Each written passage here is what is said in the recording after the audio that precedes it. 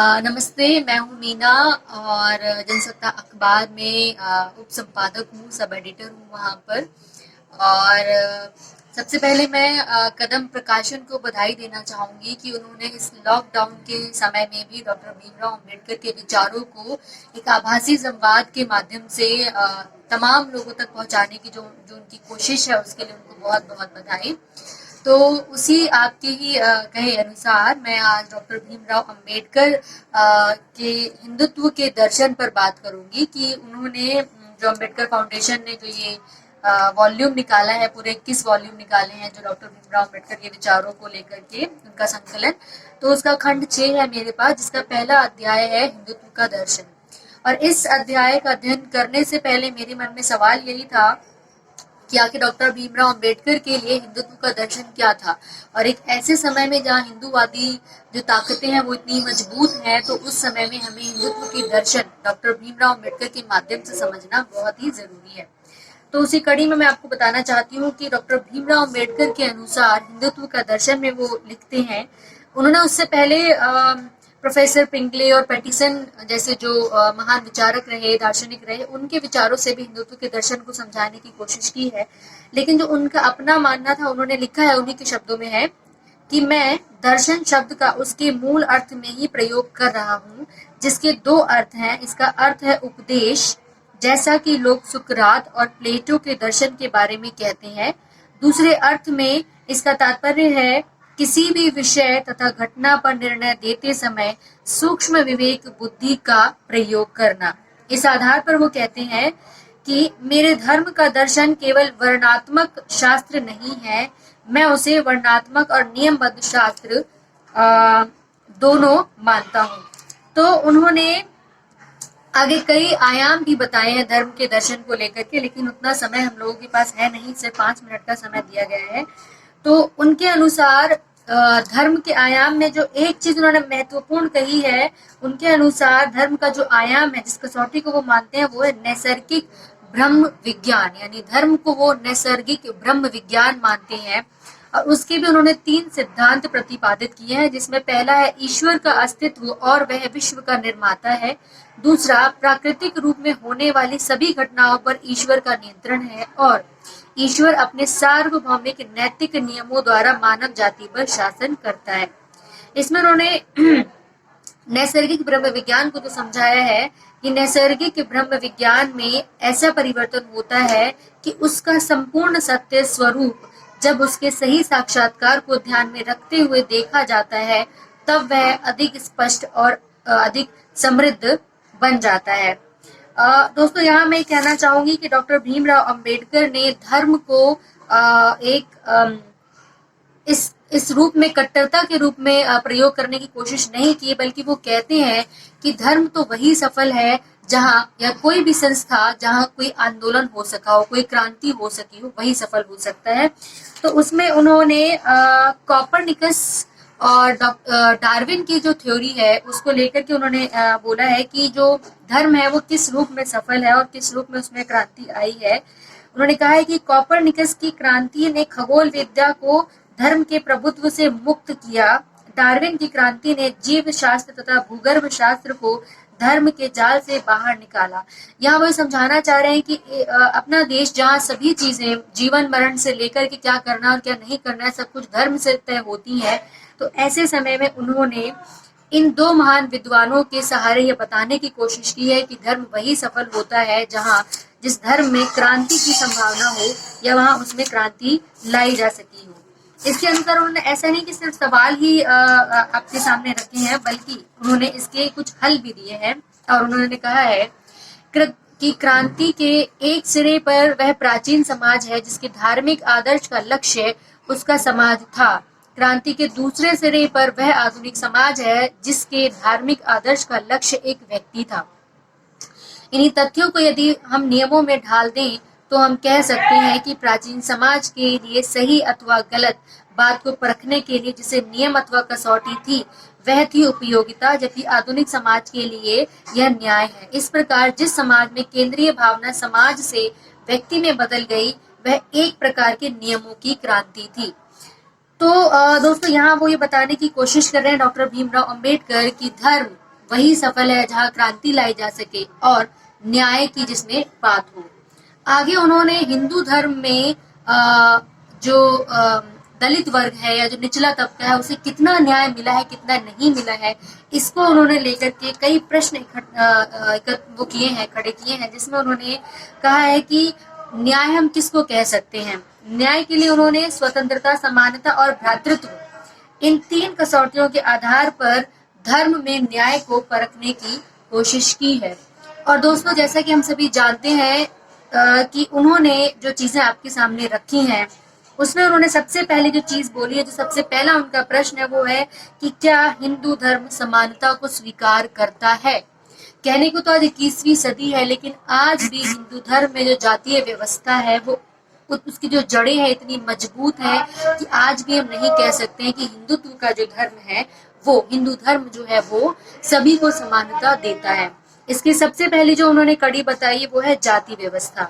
इस जाति व्यवस्था में जहाँ विभिन्न जातियां एक समान स्तर पर नहीं खड़ी हैं, यह वह व्यवस्था है जिसमें विभिन्न जातियों का स्थान एक दूसरे के ऊपर ऊर्ध्वाधर क्रम में निश्चित किया गया है। कदाचित मनु जाति के निर्माण के लिए निर्माण ना हो, परंतु मनु ने वर्ण की पवित्रता का उपदेश दिया है। जैसा कि मैंने इससे पूर्व स्पष्ट किया है कि वर्ण व्यवस्था जाति की जननी है, और इस अर्थ में मनु जाति व्यवस्था का जनक ना भी हो, परंतु उसके पूर्वज होने का उस पर निश्चित ही आरोप लगाया जा सकता है। और इस जातीय व्यवस्था में जिस तरीके की असमानता है, इसको उन्होंने बहुत ही स्पष्ट रूप में सामने रखने की कोशिश की है, और मनु के ही शब्दों में, मनु के ही अर्थों में उन्होंने इस किताब में रखने की, अपने विचारों को रखने की यहाँ पर कोशिश की है। इसके साथ ही उन्होंने असमानता के कई उदाहरण दिए हैं, जिसमें वो बताते हैं, जो मुझे सबसे इंटरेस्टिंग चीज लगी वो ये कि हिंदुस्तान में आज भी जो नाम रखे जाते हैं वो किन आधारों पर रखे जाते हैं। पहला, पारिवारिक देवता के साथ होता है। जिस माह में बच्चा जन्म लेता है उसके साथ, ये 2 चीजें हो गई। जिन ग्रहों में बच्चा जन्म लेता है उसके साथ, अथवा पूर्ण रूप से प्रासंगिक अर्थात व्यवसाय के साथ होता है। तो ये 4 उन्होंने तरीके बताए कि जिसके अनुसार नामकरण यहाँ रखा जाता है। पहले भाग में उन्होंने बोला है कि ब्राह्मणों के नाम, दूसरे भाग ऐसा शब्द हो जो आनंद व्यक्त करे, क्षत्रिय का ऐसा हो जो रक्षा व्यक्त करे, वैश्य के लिए ऐसा शब्द हो जो संपन्नता व्यक्त करे, और शूद्र के लिए ऐसा शब्द हो जो सेवा व्यक्त करे। दोस्तों, ये जो फर्क है ये आज भी हमें देखने को मिलता है कि आज भी जो ब्राह्मण, क्षत्रिय, वैश्य और शूद्रों के नाम रखे जाते हैं वो किस भाव से रखे जाते हैं। तो उन्होंने कुछ उदाहरण भी दिए हैं कि शर्मा का मतलब है प्रसन्नता अथवा देव या ईश्वर, क्षत्रिय के लिए राजा, राजा मतलब अधिकार, अथवा वर्मा मतलब शस्त्र, वैश्यों के लिए गुप्ता यानी दान ब्रैकेट में, अथवा दत्ता या दान करता, और शूद्रों के लिए दास यानी सेवा। तो ये वो कुछ उन्होंने उदाहरण दिए कि आज भी जो नाम रखे जा रहे हैं, जो सरनेम रहते हैं, उसमें किस तरीके के भाव, या जो हम भी उसी पद्धति को अपनाते आ रहे हैं, उसी ब्राह्मणवादी व्यवस्था को अपना रहे हैं, तो उसमें भी आज भी लोगों को किस हिसाब से भेदभाव का सामना करना पड़ रहा है। इसके अलावा उन्होंने समानता को जब समझाने की कोशिश की है तो वो आर्थिक सुरक्षा की भी बात करते हैं, और इस आर्थिक सुरक्षा में हम देखेंगे कि मनु ने जिस अनुसार बोला कि जो शूद्र, अतिशूद्र है, वो सिर्फ गुलामी करेंगे, वो ऊपरी वर्ग की सेवा करेंगे, यही उनका अंतिम कर्तव्य होगा। और इसका आज भी हम परिणाम देखते हैं वो ये कि आज भी जो दलित जातियां हैं, जो शूद्र या अतिशूद्र जातियां हैं, वो आज भी आर्थिक रूप से स्वतंत्र नहीं है। या इसका दूसरा रूप आज जो हम देखते हैं वो ये है कि आज भी जो सरकारी मतलब जो सफाई कर्मी की जो नौकरियां हैं उसमें किन जातियों के लोग ज्यादा हैं, या जो मैला साफ करने वाले लोग हैं उनमें किन जातियों के लोग ज्यादा है, ये भी आज हमें देखने की वापस कोशिश करनी चाहिए, क्योंकि ये जो व्यवस्था है आज भी उसी ढर्रे पर चलती आ रही है जो मनु ने अपना जिस तरीके का जो संविधान वो लिख करके गए थे।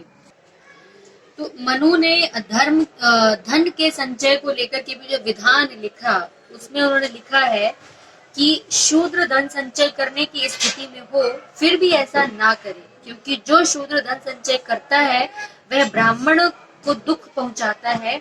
इस प्रकार हिंदू धर्म में व्यवसाय चयन के लिए अनुमति नहीं है, उसमें आर्थिक स्वतंत्रता नहीं है और कोई आर्थिक सुरक्षा भी नहीं है। आर्थिक दृष्टि से शूद्र की स्थिति बहुत ही कमजोर है। इसको यहाँ कहने की जरूरत इसलिए है क्योंकि आज भी जब हम शूद्रों, अतिशूद्रों या दलितों की आर्थिक स्थिति का पैमाना देखते हैं तो वो आज भी कहने के लिए बहुसंख्यक आबादी में है, लेकिन आज भी उनकी आर्थिक स्थिति जो बहुत सुदृढ़ नहीं है, वो आज भी अपनी उसी स्थिति में है। और इसका जो परिणाम है वो हम इतिहास में जो चीजें हो चुकी हैं उसके आधार पर हम लगा सकते हैं। इसके अलावा उन्होंने जो संक्षेप में धर्म के दर्शन को जो बात रखी है डॉक्टर अम्बेडकर ने, उन्होंने कहा है कि हिंदू धर्म का दर्शन ऐसा है कि उसे मानवता का धर्म नहीं कहा जा सकता। इसीलिए ही बोलफार की भाषा का उपयोग करते हुए हम कह सकते हैं कि यदि हिंदू धर्म सर्वसाधारण लोगों के जीवन में गहरे प्रवेश करता है लेकिन उन्हें सुरक्षा का कवच नहीं प्रदान करता, वस्तुतः उन लोगों को विकलांग बनाता, तो हिंदू धर्म में सामान्य मानवीय आत्माओं के लिए कोई पोषक तत्व नहीं है। तो ये जो कसौटियां डॉक्टर भीमराव अंबेडकर ने तय की कि स्वतंत्रता, समानता, बंधुत्व के आधार पर क्या हिंदू धर्म हमें समानता या स्वतंत्रता देता है या नहीं है, उन कसौटियों में उनके अनुसार हिंदुत्व का दर्शन, हिंदू जो धर्म है वो सफल नहीं हो पाया है। अंततः उन्होंने कुछ प्रश्न किए हैं जिसके जवाब के लिए उन्होंने कहा है कि हिंदू जन कहते हैं कि उनकी संस्कृति अन्य किसी भी संस्कृति से पुरानी है। यदि ऐसा है तब हिंदू धर्म इन लोगों को उन्नत करने में, उन्हें ज्ञान देने में तथा उनमें आशा जगाने में असफल क्यों रहा? यह कैसे हो सकता है कि हिंदू धर्म उन्हें सुधारने में भी असफल हो गया? यह कैसे हो सकता है कि जब लाखों लोग शर्मनाक तथा अपराधी जीवन व्यतीत करने पर मजबूर हो रहे थे तब हिंदू धर्म हाथ बांधकर खड़ा रहा? इन प्रश्नों का क्या उत्तर हो सकता है? इन सब का केवल एक ही उत्तर है कि हिंदू धर्म अपवित्रता के भय से व्याकुल है, उसमें शुद्धता लाने की शक्ति नहीं है, उसमें सेवा भाव की चेतना ही नहीं है। और ऐसा इसलिए है क्योंकि उसकी मूल प्रकृति अमानवीय तथा अनैतिक है। उसे धर्म कहना ही गलत है। इसका दर्शन, जिसके लिए धर्म का अस्तित्व है, उसका ही विरोधी है। तो अंततः उन्होंने यही कहा है और वो कहते हैं कि हिंदू समाज व्यवस्था एक ऐसी व्यवस्था है जो वर्णों पर आधारित है, ना कि व्यक्तियों पर। तो ये डॉक्टर भीमराव अंबेडकर के अनुसार हिंदुत्व का दर्शन ये है और इसमें से कुछ चीजों से मैं सहमत भी हूँ और ये भी हो सकता है कि आज हम बहुत आगे बढ़ गए हैं, लेकिन फिर भी जो जड़ें हैं, जो नियम पहले बनाए गए थे, उसको लेकर के लोग आज भी उसी ब्राह्मणवादी व्यवस्था में जी रहे हैं।